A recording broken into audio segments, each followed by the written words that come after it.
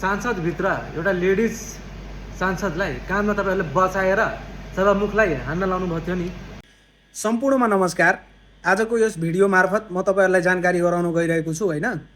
आजको हाम्रो नेपालमा सांसदमा जसलाई हामीले अंग्रेजी भाषामा पार्लियामेन्ट पनि भनिन्छ, पार्लियामेन्ट भित्र चाहिँ मन्त्रीमण्डलहरू लगायत सभामुख महोदय, प्रधानमन्त्री ज्यू लगायतका सबै ज्यूहरूलाई मैले सुने, उहाँहरूको कुरा मैले बुझेँ र उहाँहरूको कुरा बुझिसकेपछि त्यो कुराहरूको तात्पर्य मेरो दिमागबाट निस्किन गइरहेको छ, जसमा चाहिँ मैले यो भिडियो बनाइरहेको छु। र मेरै साथमा हुनुहुन्छ श्री प्रकाश शाहजी। शाहजी नमस्कार। सम्पूर्णमा धेरै कुराहरू पनि ल्याउन बाँकी छ, हामीसँगै बस्नु होला। म प्रकाश शाहजीलाई आज केही प्रश्नहरू गर्छु। यसमा मसँग लिस्ट पनि छ है त। त्यो बैठकमा उहाँले भन्नुभएको एउटा सानो सेन्टेन्स भनौँ, सानो सेन्टेन्स उहाँले ल्याउनु भयो, नेपालले भारतको सीमा मिचेको, नेपालले भारतको सीमा मिचेको भनेर हाम्रो सम्माननीय प्रधानमन्त्रीज्यूले पार्लियामेन्टमा कुरा राख्नु भएको छ। यसको बारेमा श्री प्रकाश शाहज्यूलाई केही भन्नु छ कि म उहाँसँग सुन्न चाहन्छु। हेर्नु, सबभन्दा ठुलो कुरा भनेको प्रधानमन्त्री भनेको एउटा देश चलाउने साधारण व्यक्ति हो र उहाँले बोल्दाखेरि हरेक शब्दको विचार गर्नुपर्छ, बोल्नुभन्दा अगाडि सोच्नुपर्छ। जुन हिसाबले उहाँले भन्नुभयो नि कि कतै कतै नेपालले पनि इन्डियाको सीमा मिचेको छ भनेर, यदि यो कुरा बाहिरियो भने, इन्टरनेसनल मिडियामा गयो भने ठुलो विवाद हुनसक्छ त्यहाँ। र आज जुन हाम्रो लिपुलेख फँसेको छ नि, निपधारा इन्डियाले भन्दैछ हाम्रो हो, त्यो कुरा फर्काउन हामीलाई धेरै नै अप्ठ्यारो हुन्छ भोलिको दिनमा। र जुन हिसाबले उहाँले यो विषयमा इङ्ल्यान्डलाई पनि हामीले वार्ता गरेका छौँ, कुरा राखेका छौँ भनेर भन्नुभयो। यस्तो कुराहरू भनेको जहिल्यै सिक्रेट कुरा हुन्छ, भन्नु हुँदैन।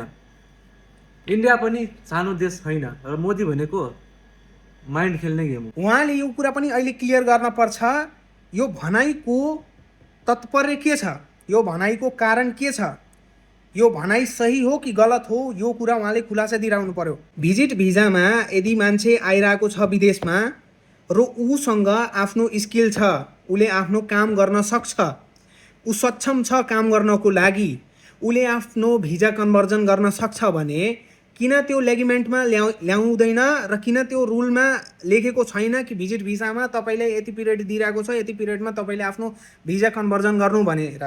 र यदि बाइचान्स भिजा उसको एक्सपायर भइरहेको छ भने एउटा एक्सटेन्डेबल सिस्टम पनि ल्याउनु पर्यो नेपाल गभर्मेन्टले विदेशको गभर्मेन्टसँग।